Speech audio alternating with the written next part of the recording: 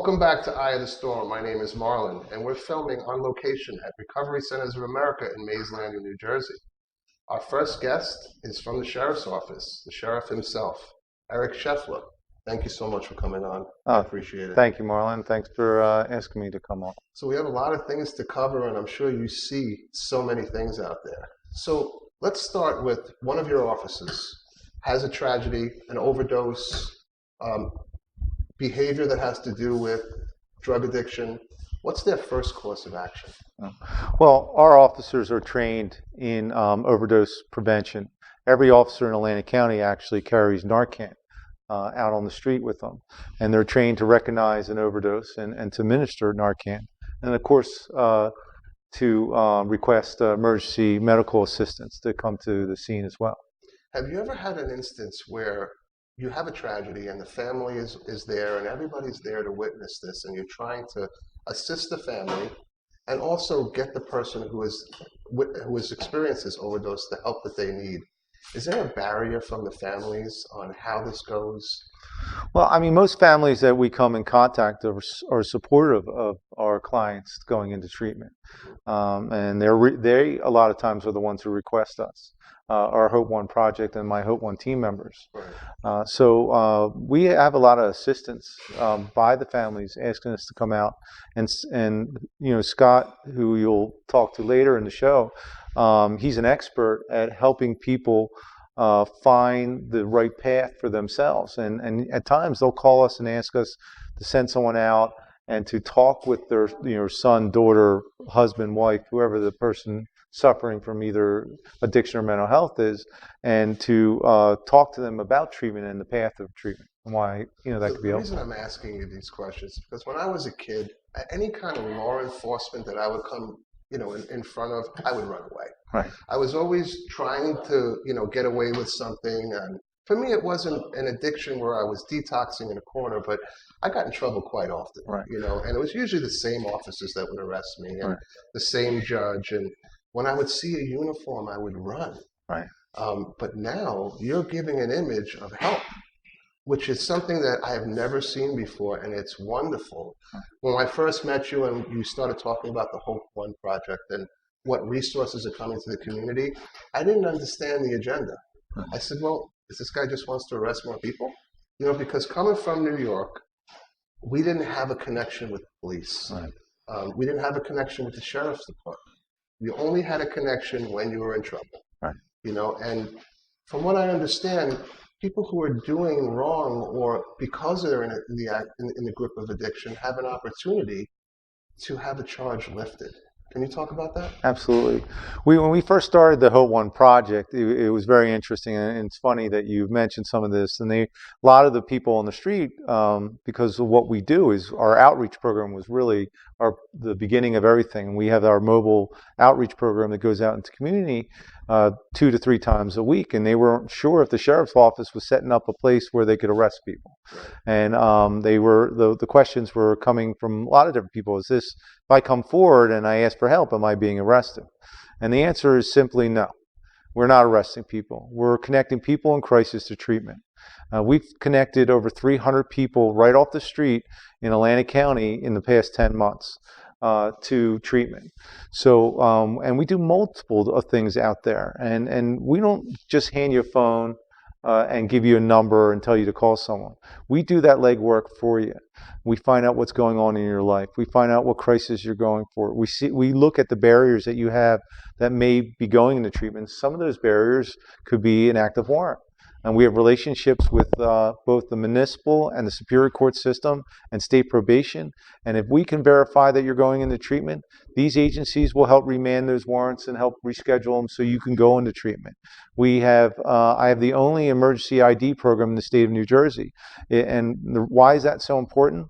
Because if you're going to treatment, people want to know who you are and be able to identify you. Well, if you have a mental health or an addiction issue and you're on the street for a long period of time, or even a short period of time, a lot of times you have all your ID is gone.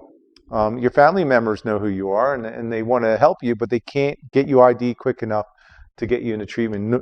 Normal process of getting ID takes about 3 weeks. Let me ask you a question. What if a person has ID but they have no insurance? They have no resources at all.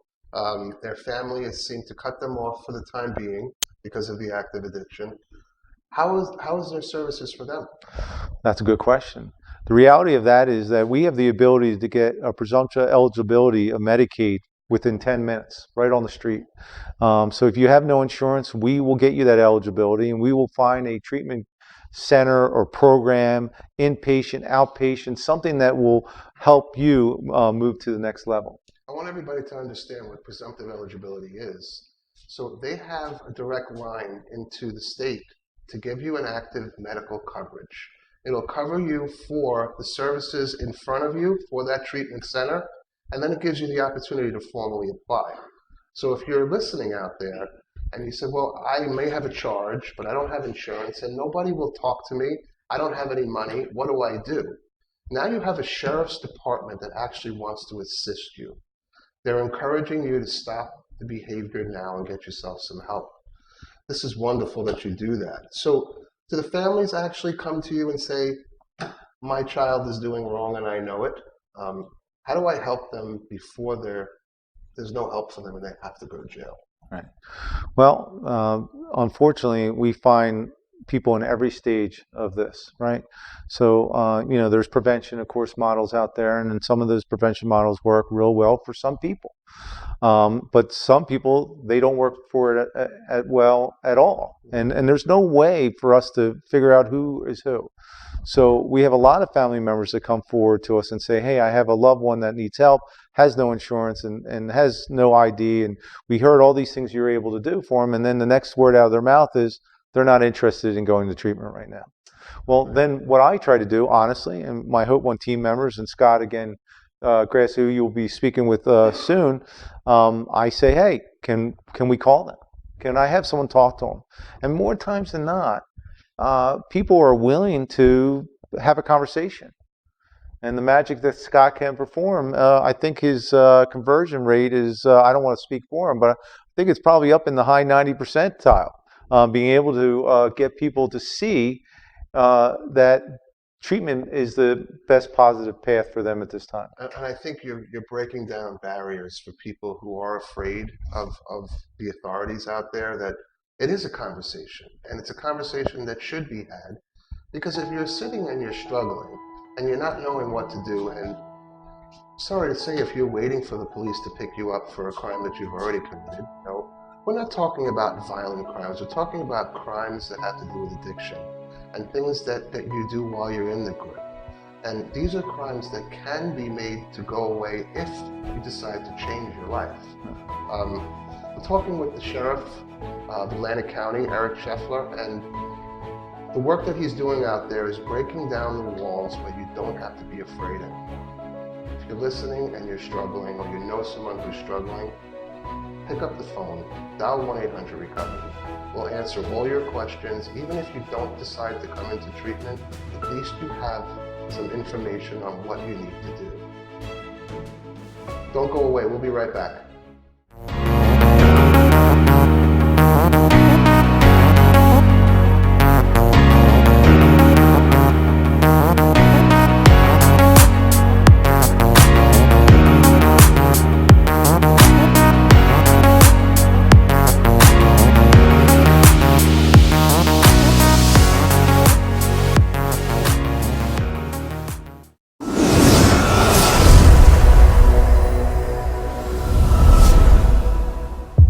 Welcome back to Eye of the Storm. My name is Marlon. I'm sitting with Sheriff Eric Scheffler from Atlantic County.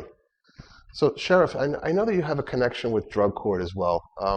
I was really, really happy when you invited me in to speak. I love drug court. It shows when people actually get the chance to really step up and get long-term recovery. And I know there are a couple of people that had to go to drug court. Their first reaction is, this is a setup. I would rather go to jail. How do you feel about that line? Because I didn't feel that when I was there. Well, you hear that over and over again, and it's funny that one of the things that you definitely hear during these graduations, that they all thought it was a setup. They were taught they were a setup. And in jail, don't do it. It's better to just do your time. And then you see 60 and 70 people sitting on that stage that lives have absolutely changed, that are working, that have their own income coming in, their own place to live, or supporting themselves, that have all these opportunities that are open to them, and they literally can't believe it. Drug court's a great system, and the name has changed, so we call it now recovery court. And I like the name better too, because I think language matters. Our recovery court is the largest recovery court in the state of New Jersey, and we have over 650 people in our recovery court. And honestly, the guiding light, if I would say, is Judge Sanson. He's an incredible human being. He's a passionate human being. And he really is the heart and soul of that whole program. It takes a special kind of judge to be on that It really bench. does. And he cares. And you know what? He's shaping and modeling that recovery court in a way that he believes would be most successful. And he's done an incredible job doing so. And I have a great relationship with him and his administrator, and we partner in any way we can. As you know, I brought recovery yoga to the courthouse. We do every Tuesday. We do yoga in the courthouse. And what's the turnout for that? The turnout is standing room only. There's about 30, 35 people in that room every single week. And when I brought the idea to the judge, he was completely open-minded about it. And not only was he open-minded about it, he's the one who actually made it successful. And how he made it successful was that he made it a meeting credit. And you have to have a certain amount of meeting credits each week when you come back to drug court on Tuesday. So he made it a meeting credit, and people said, oh, well, if I can get a meeting credit, I'll go. And now that they go, I've spoke to people in the program, and they can't believe how much it's changed their lives. I'll tell you, when I hear yoga, right, it makes me laugh, right? The first thing it makes me laugh, who's going to do yoga, right? So first time I tried to get into one of those positions was with one of the instructors at the Lighthouse, and I couldn't get out of that position. Right.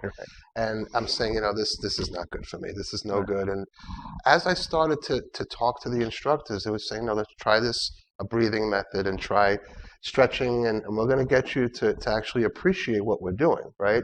And you know me, I'm a clown, and I really tried to get it right. And then I got serious about it, and I actually took some deep breaths and listened. And at the end of the class, I felt great. Well, it's truly amazing. I mean, Ali Nunes and her group, Grace and Glory Yoga, are the group that runs it. And they came on board, and they do it completely free.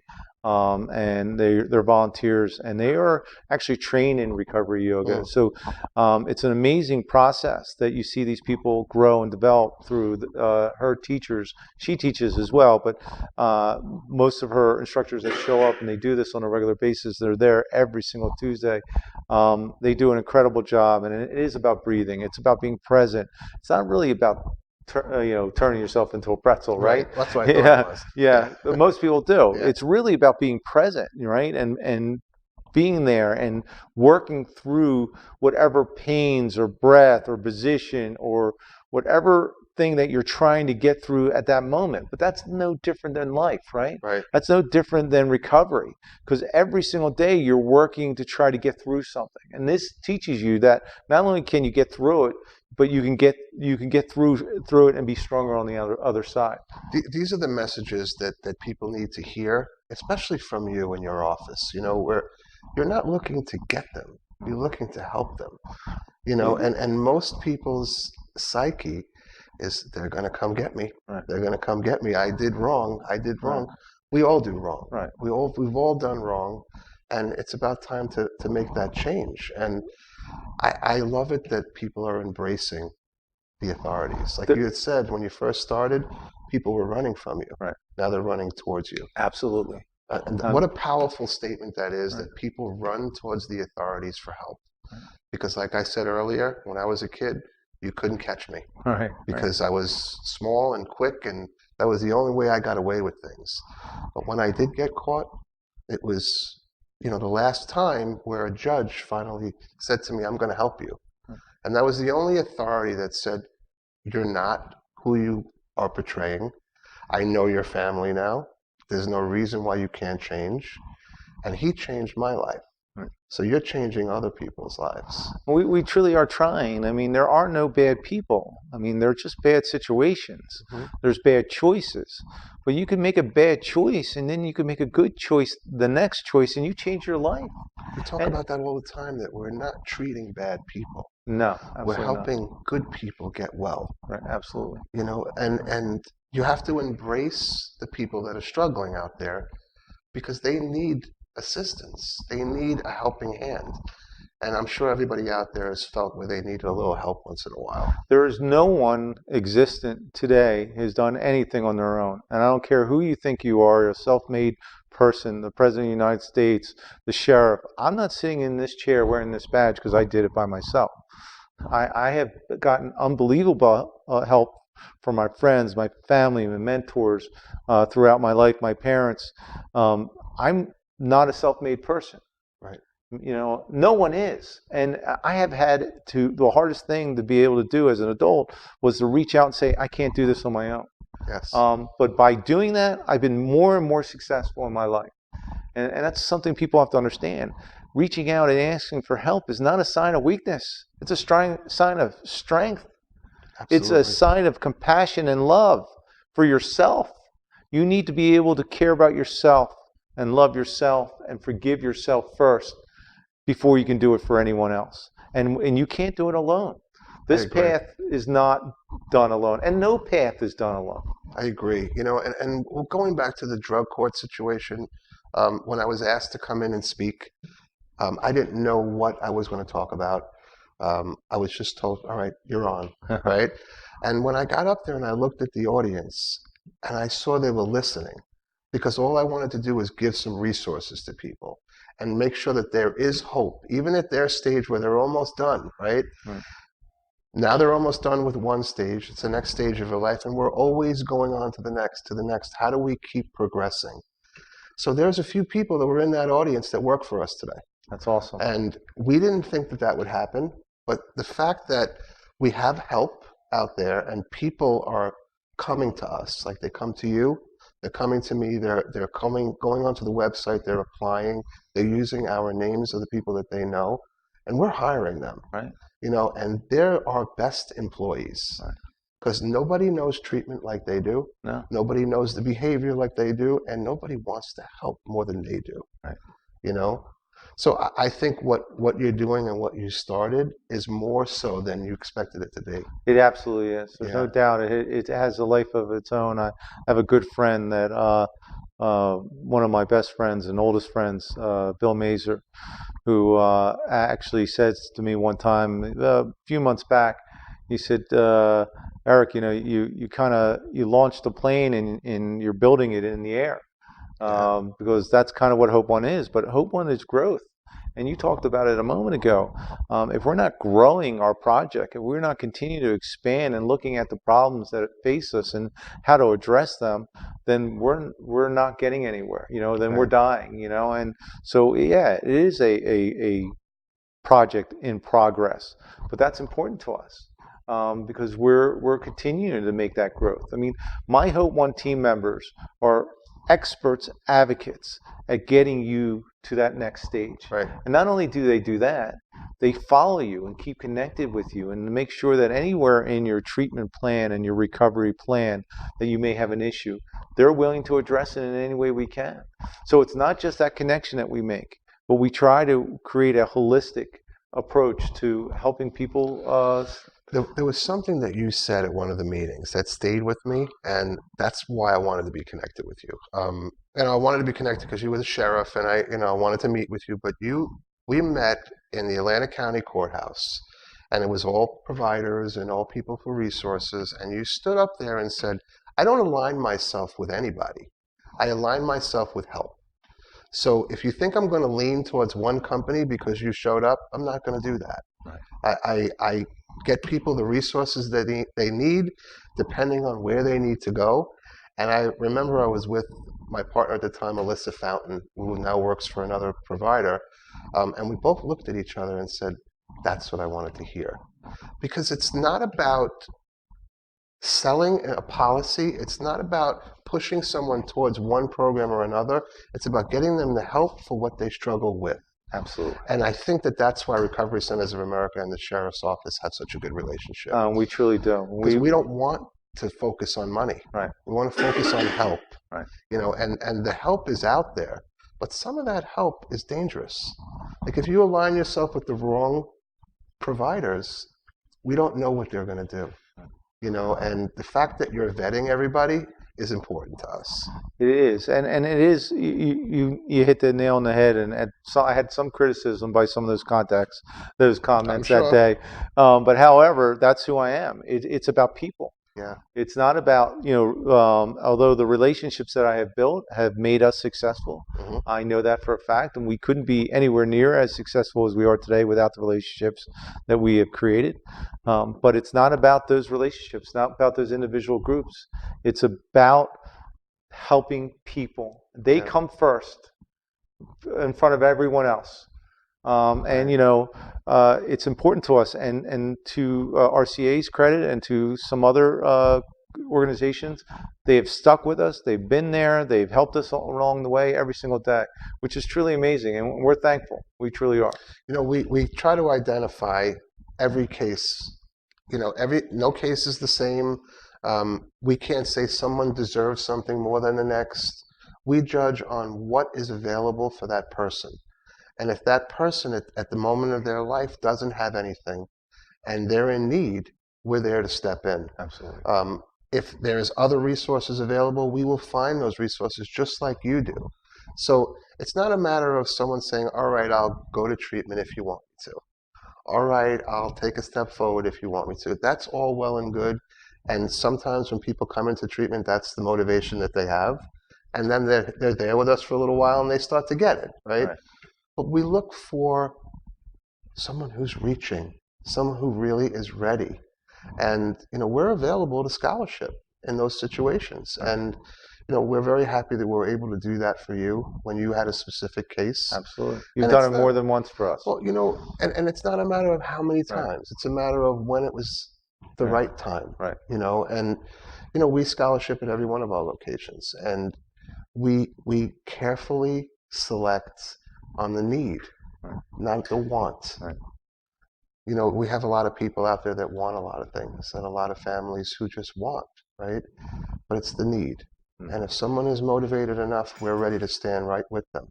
And if they're not motivated enough, we're ready to stand right with them. Right. You know what I mean? So we don't, it's not about how much money you got, where you came from, what color your skin is, what you do for a living. It's about people that are struggling and the right resources that are available. I agree. I agree. I really appreciate you coming in. I mean, it's my pleasure. It's such a refreshing thing to talk to a sheriff's office and the sheriff himself of saying, don't run from me because I'm not after you. I'm looking to help you. Absolutely. We're talking with Eric Scheffler, the sheriff of Atlantic County, and the things that he sees out there and the Hope One project. We'll be right back with Scott Grass. He's going to tell us what he hears on the calls that come into the Hope One project and how he directs traffic, the need, the want, how and where and what to do at that moment. This is Eye of the Storm. We'll be right back.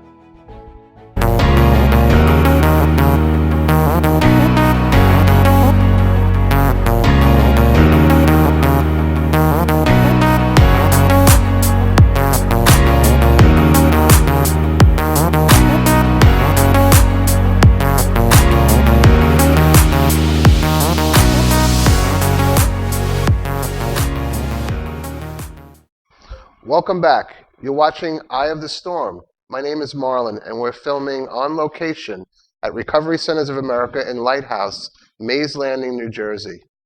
We have Scott Grass from the Hope One Project. So you're the Hope One coordinator, and we've been asking you questions on when you get a phone call, what's it like? Like, what do they say? What's the first thing that they say to you? I need help. So most of them are going to start out by saying, I need help. Can you help me? I need to go to treatment. I need to go to detox. And then, we'll get into the conversation, what are you struggling with? What's your drug of choice? What's your insurance? And so forth. And then we Right. just, from that point, we just have a conversation, because I can identify with that individual that's on the other line, Right.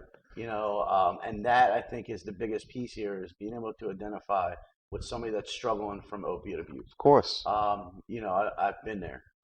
Is there a long process? Is there many questions that go on? Because I know when you have an assessment for treatment, sometimes the assessment can turn somebody away. Yeah, so I'm not doing an assessment. Okay. I'm not doing an assessment at all. I'm just asking them like, what are they using? Just a couple basic questions. How much are you using every day? Just so I know what I'm telling that treatment center when I'm calling there to see if they have a bed, a detox.